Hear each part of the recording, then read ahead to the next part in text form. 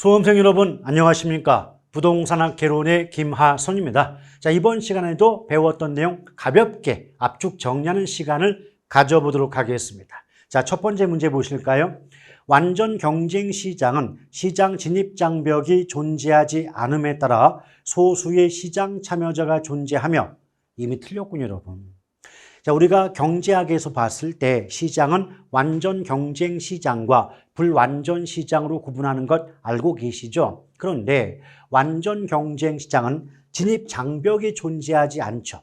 그럼 진입 장벽이 없다라고 하는 건 누구라도 자유롭게 시장에 진입, 들어올 수가 있다는 얘기가 되지 않겠습니까? 맞죠? 그럼 장벽 자체가 없다, 장애물이 없다면 누구라도 자유롭게 시장에 들어올 수가 있게 되니까 시장 참여자는 소수가 아니라 다수가 될 수밖에 없지 않겠습니까? 맞죠?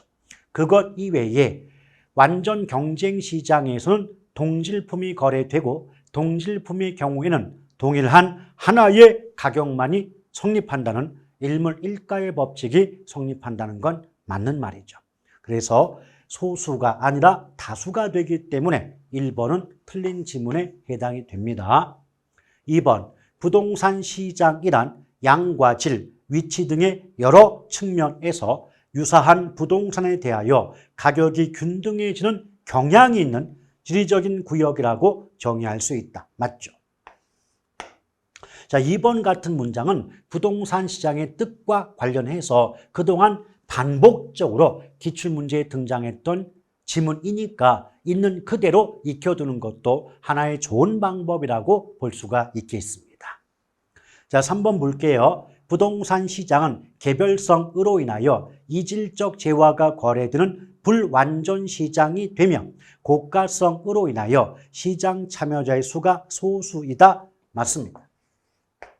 여러분, 우리가 부동산의 특성 중 개별성 배운 바가 있죠. 개별성 때문에 부동산은, 즉 토지는 토지마다 다르다. 그럼 부동산마다 다르니까 부동산 상품은 동질품이 아니라 이질품이 되겠죠. 그럼 이질품이 되면 일물일가의 법칙이 성립하지 않게 되고요. 그래서 결론이 뭐냐면 이질품이 거래됨으로써 일물일가의 법칙이 성립하지 않는 시장은 시장의 구분상 불완전 시장에 해당이 된다라고 배웠던 기억이 있지 않습니까? 더불어 부동산의 경제적 특성 중 고가성, 벌써 제목만 봐도요, 부동산 상품은 일반적인 상품에 비해서 값이 비쌈을 알 수가 있겠죠. 그럼 고가성 때문에 그 비싼 대가를 지불할 수 있는 능력자들만 시장에 진입이 가능하게 되기 때문에 고가성 자체가 일종의 시장 진입 장벽이 되는 거예요. 그럼 장벽이 존재하니까 아무나 부동산 시장에 진입, 들어올 수가 없기 때문에 결과적으로 부동산 시장의 참여자는 다수가 아니라 소수가 된다는 결론이 나올 수가 있게 되는 게 아니겠습니까? 그래서 3번 문장은 옳은 지문에 해당이 되네요. 자, 4번 볼게요. 부동산 시장은 정보 제공, 양과 질의 조정, 자원 배분, 교환, 가격 창조, 지속적인 부지 경쟁 등의 기능을 갖는다. 맞죠? 이미 앞에서 제가 언급했지만 본 수업 때 부동산 시장의 기능과 특성 부분은 내용을 물어보기보다는 종류를 물어본다. 그래서 시장의 기능과 특성은 암기법을 이용해서 종류만 외워두셔도 어렵지 않죠. 일단 시장의 기능은 정량, 자고, 가지용이 되죠. 정량, 자고, 가지용. 일단 정의 뭐죠? 그렇죠. 정보 제공 기능이죠.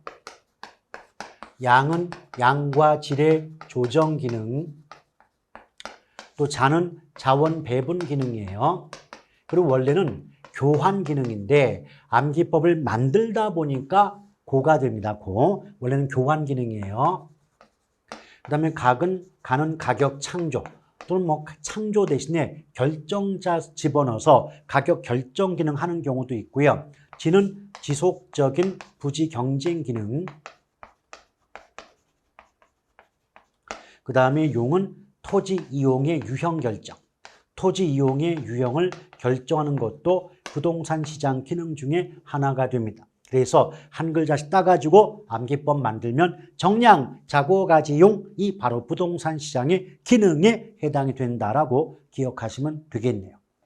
5번 볼게요. 물리적 주택시장은 완전 경쟁을 전제로 하는 이론이나 모형으로 분석이 어렵죠. 곤란합니다. 왜 그런가? 이제 주택을 구분할 때 물리적 측면의 주택과 효용적 측면의 주택을 구분할 수 있거든요. 근데 물리적 측면이 뭐냐면 주택의 위치나 형태, 규모 등의 관점을 묶어서 물리적 측면이라고 합니다. 그런데 여러분 생각해 보세요. 똑같은 형태, 똑같은 규모의 주택은 얼마든지 생산이 가능하겠지만 위치까지 똑같은 주택은 존재할 수 없는 게 아니겠습니까? 맞죠? 그래서 주택은 물리적 관점에서 주택마다, 집마다 같다, 다르다. 그럼 집마다 다르니까 물리적 측면의 주택은 이질품이에요, 동질품이에요? 이질품이죠. 그럼 이질품이 거래되는 시장은 불완전 시장에 해당이 된다라고 우리 수업 때 배우셨던 기억이 나셔야 돼요. 아시겠죠?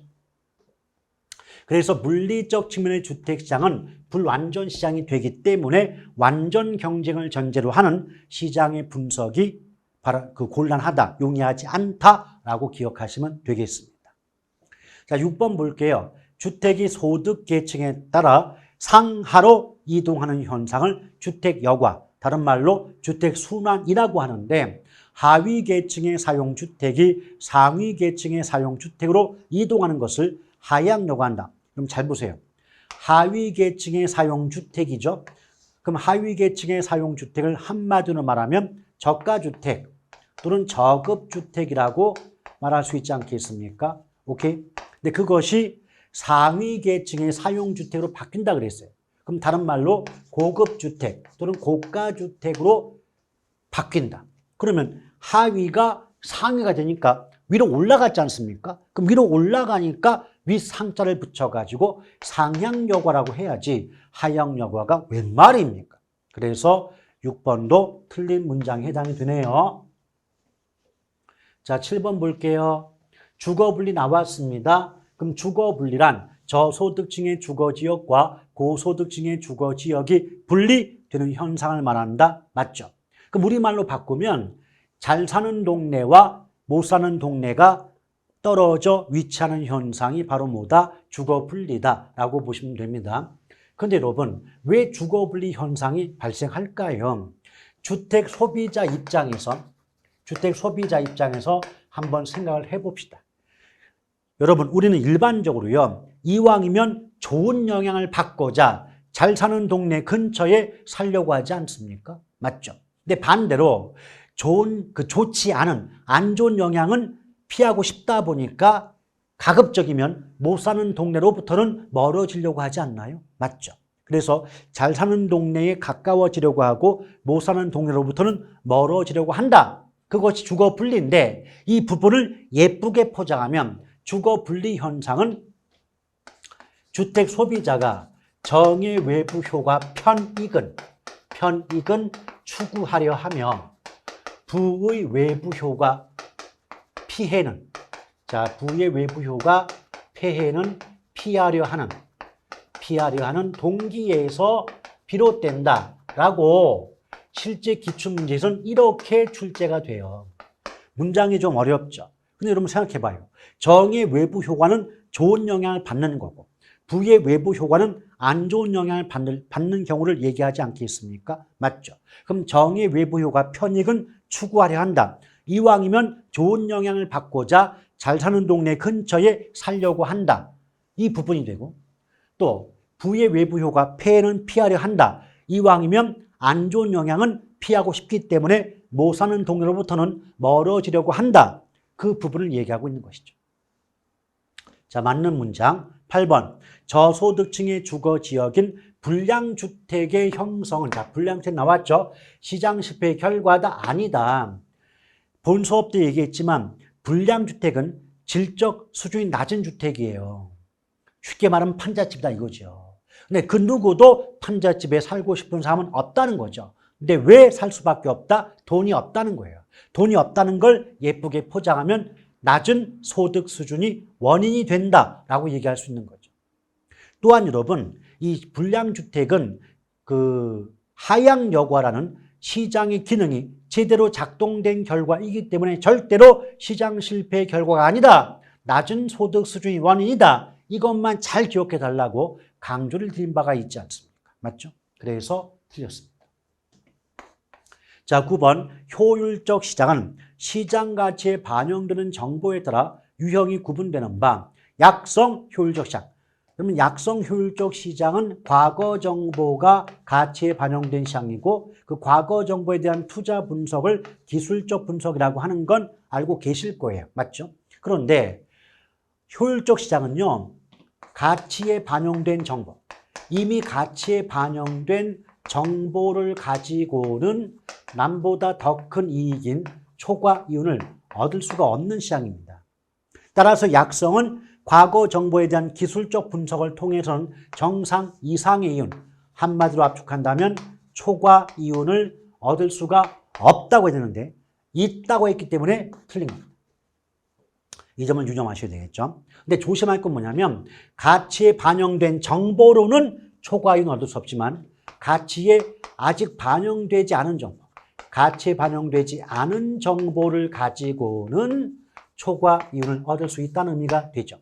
지금 약성은 과거 정보가 가치에 반영되어 있기 때문에 과거 정보를 가지고는 초과 이윤 얻을 수 없어요. 그러나 아직 현재 정보나 미래 정보는 가치에 반영되지 않기 때문에 약성 효율적 시장에서는 현재 미래 정보를 이용한 초과 이윤의 획득이 가능하다는 말이 나올 수 있게 되는 겁니다. 자, 10번 볼게요. 할당 효율적 시장이란 어느 누구도 기회비용보다 값싸게 우수한 정보를 얻을 수 없다.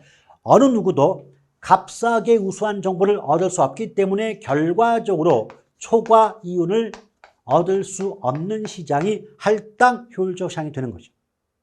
그런데 뒤에 보니까 부동산 시장에서 소수의 투자자가 초과이윤을 얻을 수 있는 이유는 초과이윤을 얻을 수 있는 이유는 부동산 시장이 불안전 시장이기 때문이 아니라 할당 효율적이지 못하기 때문이다가 답이에요.